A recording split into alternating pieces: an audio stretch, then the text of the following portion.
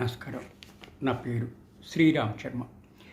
ఒక స్త్రీ ఒక మగవాడి పైన ఫాల్స్ రేప్ ఎలిగేషన్తో క్రిమినల్ కంప్లైంట్ ఇస్తే సదరు వ్యక్తి నిర్దోషి అని చెప్పి కోర్టు తేల్చింది.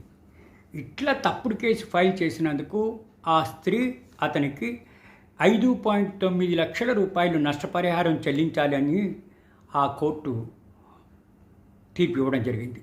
వివరాల్లోకి వెళ్తే, రాయ్బరేలీలోని ఒక స్త్రీ 2019 సంవత్సరంలో పోలీస్కి కంప్లైంట్ ఇచ్చింది.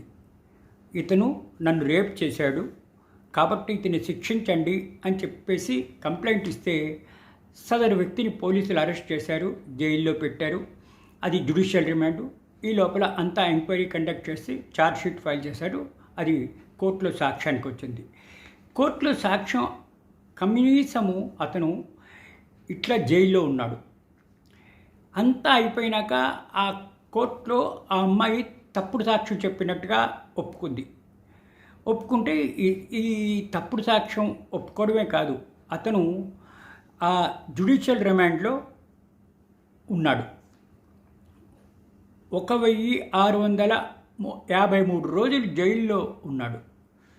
ఇట్లా అనవసరంగా ఇట్లా జైల్లో పెట్టినందుకు, నిర్దోషిగా ఉన్నందుకు, అమాయకుడిని ఇట్లా జైలు పాలు చేసినందుకు ఆ అమ్మాయి నష్టపరిహారం చెల్లించాలి. సెక్షన్ 195 ఐపీసీ తప్పుడు సాక్ష్యం చెప్పినందుకు.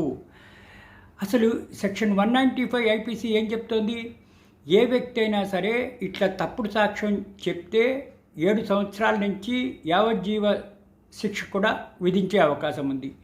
కేవలము సదరు court Rae Bareli additional district judge ఈ అమ్మాయిని కేవలము నష్టపరిహారం చెల్లించాలని తీర్పిచ్చింది, జైలు పంపించకుండా. కనీసము ఇట్లా నష్టపరిహారం చెల్లిస్తే వేరే వ్యక్తులు ఇట్లా ఫాల్స్ కేసు వేయకుండా ఉంటారు అనే భయం ఉంటుంది అని చెప్పేసి ఈ విధమైన శిక్ష విధించడం జరిగింది. చూసారా, ఆ స్త్రీ ఫాల్స్ కేసు పెట్టింది, నన్ను రేప్ చేశాడు అని అంది.